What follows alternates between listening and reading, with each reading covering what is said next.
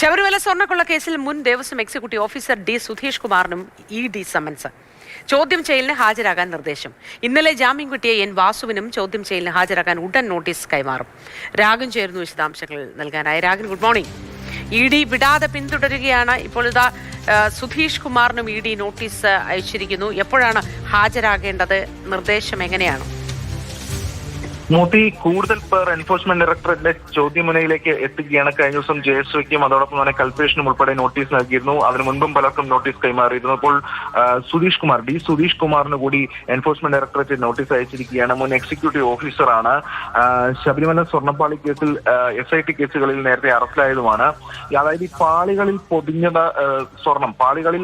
സ്വർണം പൊതിഞ്ഞതാണെന്ന് സുധീഷിന് അറിഞ്ഞിട്ടും ചെമ്പ് പാളി എന്ന രേഖയുണ്ടാക്കാൻ ഗൂഢാലോചന നടത്തിയെന്നതായിരുന്നു പ്രധാനപ്പെട്ട സംഭവം അല്ലെങ്കിൽ പ്രധാനപ്പെട്ട കുറ്റം.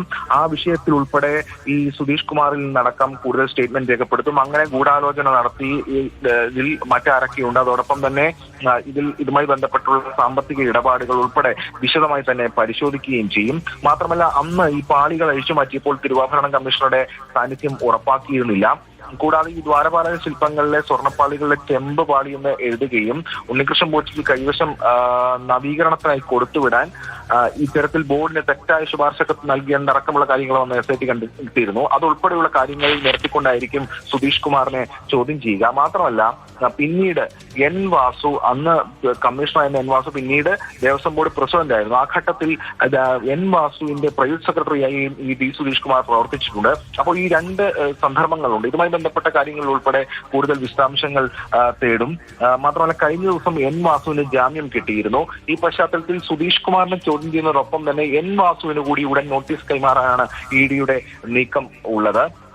അതോടൊപ്പം ഇത്തരത്തിൽ ഇതുമായി ബന്ധപ്പെട്ട് കൂടുതൽ ഇടപാടുകൾ നടത്തിയിട്ടുള്ളത് ആരൊക്കെയാണ്, ഈ കുറ്റകൃത്യം നടന്ന ഘട്ടത്തിൽ അതിലൂടെ ആരിലേക്കൊക്കെ പണം സമ്പാദനം ഉണ്ടായിട്ടുണ്ട്, അതിലേക്ക് ആർക്കൊക്കെ പോയിട്ടുണ്ട് തുടങ്ങിയ ഉൾപ്പെടെ വിശദമായിട്ടുള്ള കാര്യങ്ങൾ രേഖപ്പെടുത്തേണ്ടതായിട്ടുണ്ട്.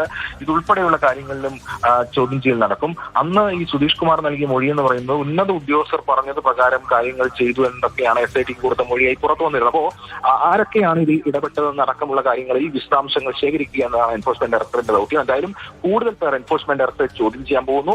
അങ്ങനെ ആദ്യഘട്ട ചോദ്യം ചെയ്യലിനോടൊപ്പം തന്നെയായിരിക്കും അല്ലെങ്കിൽ അതിനുശേഷമായിരിക്കും ഉണ്ണികൃഷ്ണൻ പോറ്റിയെ വിളിപ്പിക്കുക എന്നതാണ് ഇപ്പോൾ ലഭ്യമാകുന്ന വിവരം.